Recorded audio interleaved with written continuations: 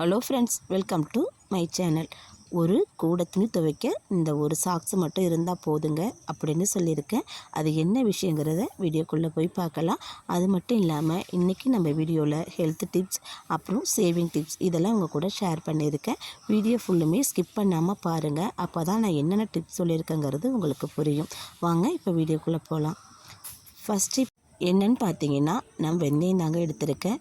வெந்தயம் நம்ம எல்லார் வீட்லேயுமே இருக்குங்க. இதில் இரும்பு சத்து, கால்சியம், பாஸ்பரஸ்னு நிறைய விட்டமின் இருக்குது. அது மட்டும் இல்லாமல் நம்ம உடம்பு எடையை குறைக்கிறதுக்கு இது ரொம்ப பக்கபலமாக இருக்குது. உடம்புல செரிமான பிரச்சனை இல்லாமல் இந்த வெந்தயம் நம்மளை பாதுகாக்குங்க. டெய்லியும் காலையில் 1/4 ஸ்பூன் எடுத்து நம்ம வெறும் வயிற்றில் முழுங்கினாலும் சரி, சாப்பிட்டதுக்கப்புறம் முழுங்கினாலும் சரி, இதை எடுத்துக்கிட்டோம்னா நமக்கு பல்வேறு பிரச்சனைகள்லேருந்து இந்த வெந்தயம் நம்மளை பாதுகாக்குங்க. அது மட்டும் இல்லை, இந்த வெந்தயத்தை நைட்டில் ஊற வச்சுட்டு காலையில் வெறும் வயிற்றில் கொஞ்சம் போல் வெதுவெதுப்பான நீரில் நம்ம கலந்து குடிக்கிறதுனால நம்ம உடம்புக்கு இயற்கையாகவே ஒரு திரவமாக மாறி நோய் எதிர்ப்பு சக்தியை நமக்கு கொடுக்குங்க. நம்ம வீட்டில் வச்சுருக்க வெந்தயத்தை நம்ம ரெகுலராக எடுத்துக்கிட்டோம்னா இப்போ இருக்கிற காலகட்டத்துக்கு உடல் சூட்டை தணிக்கும். கால் எரிச்சல், பாத எரிச்சல், வயிற்றுப்புண் உள்ளவங்க இந்த வெந்தயத்தை ரெகுலராகவே எடுத்துக்கலாங்க. அது மட்டும் இல்லாமல் மாதவிடாய் காலத்தில் வரும் வயிற்று வலியை போக்குறதுக்கும் இது ரொம்ப உறுதுணையாக இருக்குங்க. மாதவிடாய் காலம் வரத்துக்கு ஒரு 10 நாளைக்கு முன்னாடியே 1/4 ஸ்பூன் அளவுக்கு இந்த வெந்தயத்தை நீங்கள் ரெகுலராக எடுத்துகிட்டு வாங்க. அந்த வயிற்று வலி கண்டிப்பாக நமக்கு இருக்கவே இருக்காது. இதை நான் ரெகுலராக பயன்படுத்திக்கிட்டு வரேன். இந்த வயிற்று வலி பிரச்சனை எனக்கு இப்போதைக்கு கிடையாது. ஆனால் முன்னாடி நான் ரொம்பவே கஷ்டப்பட்டுக்கிட்டு இருந்தேங்க. அதனால தான் இந்த விஷயத்தையும் கூட ஷேர் பண்ணியிருக்கேன். நீங்களும் ட்ரை பண்ணி பாருங்கள். வாங்க நெக்ஸ்ட் டிப் என்னென்னு பார்க்கலாம். நம்ம எல்லார் வீட்லேயும் உள்ள படும் பிரச்சனை என்னென்னு பார்த்தீங்கன்னா வெள்ளை துணி. வெள்ளை துணியை நம்ம எப்படி தான் துவைச்சாலும் ஒரு சில இடத்துல மஞ்சளாக இருக்கும். அந்த அழுக்கும் அப்படியே இருக்குங்க. அந்த பிரச்சனை இல்லாமல் இருக்கிறதுக்கு இந்த ஒரு பொருளை மட்டும் சேர்த்து நீங்கள் ஊற வச்சு பாருங்கள். கண்டிப்பாக துணி பளிர்னு இருக்கும், அழுக்கு கரை இருக்காதுங்க. அதுக்கு நான் என்ன எடுத்திருக்கேன்னு பார்த்தீங்கன்னா, ஒரு பாத்திரம் எடுத்திருக்கேன். பாத்திரத்தில் கொஞ்சம் போல் வினிகர் தாங்க எடுத்திருக்கேன். நம்ம சமையலறையில் பயன்படுத்துகிற வினிகர் தாங்க எடுத்திருக்கேன். இதை கண்டிப்பாக சமையலுக்கு ரெகுலராக பயன்படுத்தாதீங்க. நான் துணிக்கு துவைக்கிறதுக்காகவும் நம்ம கிச்சன் சிங்க் க்ளீன் பண்ணுறதுக்காகவும் இதை நான் வாங்கி வச்சுருக்கேன். சாப்பாட்டுக்கு நான் பயன்படுத்த மாட்டேன். இதை கொஞ்சம் போல் ஊற்றிட்டு அது கூடவே தண்ணி சேர்த்துக்கிறேன். நான் ஒரே ஒரு கர்ச்சீப் எடுத்திருக்கேன். அது வெள்ளையாக எடுத்துருக்கிறதுனால நான் சின்ன ஒரு பாத்திரம் எடுத்திருக்கேங்க. நீங்கள் நிறையா துணி இருந்ததுன்னா பக்கெட்டில் சேர்த்துக்குங்க. இது கூட கொஞ்சம் போல் நான் முகில் லிக்விடை சேர்த்துருக்கேன், 1 ஸ்பூன் அளவுக்கு. அது கூடவே கல்லுப்பு சேர்த்துருக்கேன். கல்லுப்பு நம்ம சேர்த்து துவைக்கும் போது அதில் உள்ள கரையும் நமக்கு நல்லா போயிடும். நம்ம ஒயிட் ட்ரெஸ்ஸோட வேறு எந்த கலர் துணி போட்டு துவைச்சாலும் கல்லுப்பு சேர்த்து துவைச்சி பாருங்கள், சாயம் இறங்கவே இறங்காது. ட்ரை பண்ணி பாருங்கள். இப்போ இதை நான் இதுக்குள்ளே முக்கி எடுத்துக்கிறேன். முக்கிட்டு ஒரு 10 நிமிஷம் அப்படியே விட்டுட்டு நான் எடுத்து உங்களுக்கு நான் துவைச்சி காமிக்கிறேன் பாருங்கள். நான் சாதாரண தண்ணியில் தான் நான் ஊற வச்சுருக்கேன். ஹெவியான கரையாக இருந்ததுன்னா கொஞ்சம் கூட வெந்நீர், வெதுவெதுப்பான வெந்நீர் வச்சு நீங்கள் ஊற வச்சுக்கோங்க. சுத்தமாக அதில் உள்ள கரை, பழுப்பு நிறமாக உள்ளதெல்லாம் மாறி நமக்கு பளிர்னு கிடைக்கும். 10 நிமிஷம் ஆயிடுச்சு. அதுக்கப்புறம் எடுத்துகிட்டு வந்திருக்கேன். அங்கே பாருங்கள், மேலே உள்ள அழுக்கெல்லாம் பார்த்தாலே தெரியும், சுத்தமாக நமக்கு ரிமூவ் ஆகி வந்துருச்சு. வினிகர் அதில் அரிப்புத்தன்மை, துணியில் இருக்கிற அழுக்கு எல்லாத்தையுமே நமக்கு எடுத்துகிட்டு வந்துடுங்க. மேலே கொஞ்சம் போல் சோப்பு கொடுத்து நம்ம தேய்ச்சி எடுத்தாலே போதும். வெள்ளை துணி பளிச்சுன்னு ஆகிடும். இது குழந்தைங்களோட வெள்ளை சாக்ஸு, ஒயிட் துணி இதுக்கு ரொம்பவும் நமக்கு உறுதுணையாக இருக்குங்க. கைவலிக்க தேய்க்க அவசியம் கிடையாது. வினிகர் கொஞ்சம் போல் ஊற்றிட்டு நம்ம சுடுதண்ணி இல்லை உப்பு இதெல்லாம் சேர்த்து நம்ம ஊற வச்சு நம்ம துவைக்கும் போது வெள்ளை துணி கண்டிப்பாக பளிர்னு மாறிடுங்க. நம்ம கைவலிக்க கஷ்டப்பட்டு தேய்க்கணுங்கிற அவசியம் இருக்காது. ட்ரை பண்ணி பாருங்கள். நான் கொஞ்சம் போல் சோப் எடுத்து தேய்ச்சிட்டேன். இதை தண்ணியில் 1க்கு 2 தடவை அலசிட்டு காமிக்கிறேன் பாருங்கள். அந்த கரை, பழுப்பு நிறம்லாம் நமக்கு இருக்கவே இருக்காது. சூப்பராக ரிமூவ் ஆகி வந்துடும்.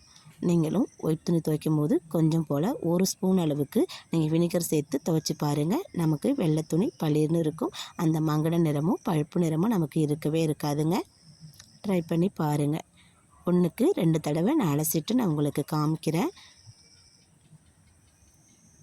இங்கே பாருங்கள், மறுபடியும் கொஞ்சம் போல் தண்ணி ஊற்றிக்கிறேன். நல்ல தண்ணி ஊற்றிட்டு நம்ம இதை அலசி எடுத்துக்கலாம்.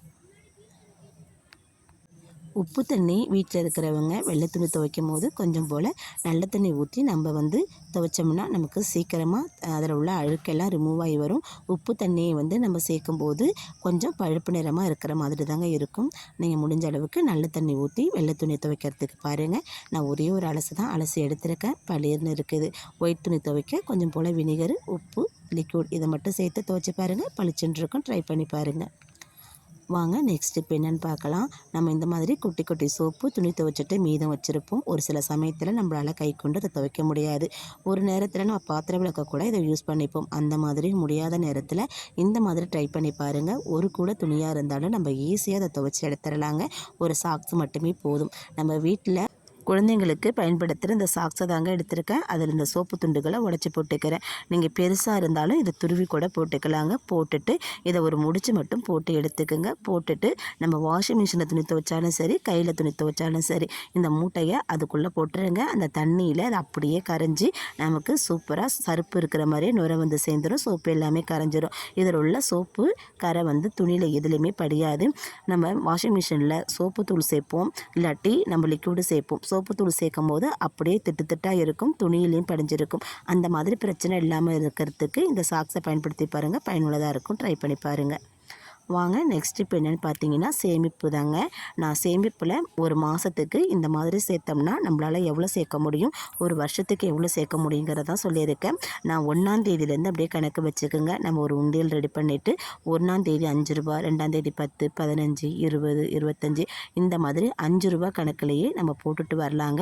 நம்ம நாள் சம்பளம் வாங்குறவங்களாக இருந்தாலும் சரி, வார சம்பளம் வாங்குறவங்களாக இருந்தாலும் சரி, நம்மளாலையும் சேமிக்க முடியும். இந்த மாதிரி ஒரு குறிப்பிட்ட தொகையை சின்னதாக நம்ம எடுத்து கொஞ்சம் கொஞ்சமாக சேர்த்துக்கிட்டு வந்தோம்னா நமக்கு பெரிய அமௌண்ட்டாக மாத கடைசியில் கிடைக்குங்க. 30 நாள் கணக்கு பண்ணி 5 ரூபாயாக நம்ம கூட்டி போட்டுட்டு வந்தோம்னா மாதம் எண்டில் பார்த்திங்கன்னா 2325 ரூபா ஒரு மாதத்துக்கு நம்மளால் சேமிக்க முடியும். 5 ரூபா, 10 ரூபா, 15 ரூபா அப்படின்னு சொல்லிட்டு. அந்த மாதிரி சேமிக்க முடியலைன்னாக்கா வேறு ஒரு டிப்பை இன்னொரு வீடியோவில் நான் சொல்கிறேங்க. அதையும் ட்ரை பண்ணி பாருங்கள். இந்த மாதிரி மாதத்துக்கு 2325 ரூபா சேர்த்தோம்னா ஒரு வருஷ கணக்குக்கு பார்த்திங்கன்னா 27,900 ரூபா வருதுங்க. நம்ம சேமிக்கிற காசில் மாதம் நம்மளால் வச்சுக்க முடிஞ்சால் வச்சுக்கலாம். முடியாத சமயத்தில் 2000 ரூபா அப்படி கொண்டு போய் நம்ம பேங்கில் போட்டுட்டோன்னா பேங்கில் நமக்கு குறிப்பிட்ட வட்டி கொடுப்பாங்கங்க. அதை கணக்கு பண்ணி பார்த்தா 1 இயருக்கு நம்ம 30,000 அந்த பக்கம் நம்ம கையில் காசு இருக்குங்க. 5 ரூபா, 10 ரூபா இந்த மாதிரி நம்ம சேர்த்துக்கிட்டு வந்தாலே 1 இயர் பக்கத்துக்கு 30,000 காசு கணக்குக்கு நம்ம கையில் இருக்கும். அதே தொகையை நம்ம ரிப்பீட்டாக ஒரு 5 வருஷத்துக்கு சேர்த்து வச்சோம்னாக்கா நம்ம கையில் 1,50,000 லட்சத்துக்கு மேலேயே நம்ம கையில் காசு இருக்குங்க. நம்ம 5 ரூபா, 10 ரூபாயும் சேர்க்கலாம், 1 ரூபா, 2 ரூபாயும் சேர்க்கலாம். இன்றைக்கி உங்களுக்கு ஒரு மாதம் சேவிங்க்கு 5 ரூபா, 10 ரூபா இந்த மாதிரி நான் கால்குலேஷன் போட்டு நான் உங்களுக்கு சொல்லி கொடுத்துருக்கேன். அடுத்த வீடியோவில் இதோட கம்மியான அமௌண்ட்டு நம்மளாலையும் சேமிக்க முடியும். மாதத்துக்கு நம்ம கையிலையும் ஒரு குறிப்பிட்ட தொகையை வச்சுக்க முடியும். யார்கிட்டையும் கேட்கணுங்கிற அவசியமும் இருக்காதுங்க. நம்ம இந்த மாதிரி சிறுக சேர்த்து வச்சுட்டு வந்தோம்னா நம்ம பிள்ளைங்களுக்கு, நம்ம வீட்டு செலவுக்கு நம்ம யார் கையும் எதிர்பார்க்காம நம்ம கையிலையும் ஒரு அமௌண்ட் இருக்குதுன்னு நினச்சி நம்ம தைரியமாக இருக்கலாங்க. பெண் பிள்ளைங்க வச்சுருக்கவங்க கண்டிப்பாக இந்த மாதிரி சேர்த்து வச்சே ஆகணுங்க. நீங்களும் ட்ரை பண்ணி பாருங்கள். என்னோட சேவிங் பிளானை தான் நான் உங்ககிட்ட ஷேர் பண்ணியிருக்கேன். உங்களுக்கும் இந்த பிளான் பிடிச்சிருக்குன்னு நினைக்கிறேன். பிடிச்சிருந்தா நீங்களும் இந்த 1ஆம் தேதியிலிருந்தே இதையும் ட்ரை பண்ணி பாருங்கள். நான் சொன்ன ஹெல்த் டிப்ஸ், வீட்டு குறிப்பு, சேவிங் டிப்ஸ் இதில் ஏதாச்சும் ஒன்றாச்சும் உங்களுக்கு பயனுள்ளதாக இருக்குதுன்னு நினச்சிங்கன்னா என் சேனலுக்கு ஒரு லைக் கொடுங்க. மறக்காமல் சேனலை சப்ஸ்கிரைப் பண்ணி சப்போர்ட் பண்ணுங்கள். மற்றும் நல்ல பதிவில் சந்திப்போம். தேங்க்யூ.